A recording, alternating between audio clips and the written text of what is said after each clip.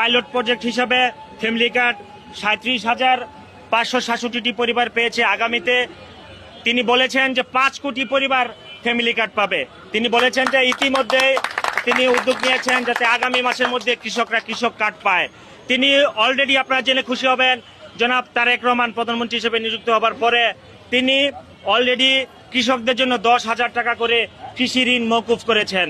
তিনি আগামীতে বলেছেন যে তিনি 25 কোটি বৃক্ষরোপণ কর্মসূচির ঘোষণা দিয়েছেন যে আগামী 5 বছরের মধ্যে সেই বৃক্ষরোপণ কর্মসূচি কিন্তু তিনি আগামী মে মাস থেকে চালু করবেন বলেছেন। তিনি বলেছেন যে তিনি দুর্নীতির বিরুদ্ধে তিনি জিরো টলারেন্স ঘোষণা করেছেন।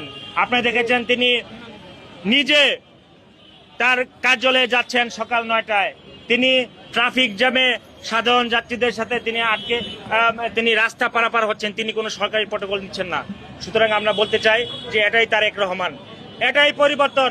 আমরা এরকম বাংলাদেশ চেয়েছিলাম যে একদিন আমাদের নেতা জনাব তারেক রহমান তিনি বাংলাদেশের জনগণের হাল ধরবেন, তিনি গণমানুষের নেতা হবেন। আমরা দেখতে পাচ্ছি যে তিনি প্রধানমন্ত্রী হিসেবে নির্বাচিত হবার পরে তিনি গণমানুষের নেতা হয়ে উঠেছেন এবং তিনি বাংলাদেশের জনগণের যে ইচ্ছা আকাঙ্ক্ষা সেটি পূরণের জন্য তিনি সার্বক্ষণিক কাজ করছেন।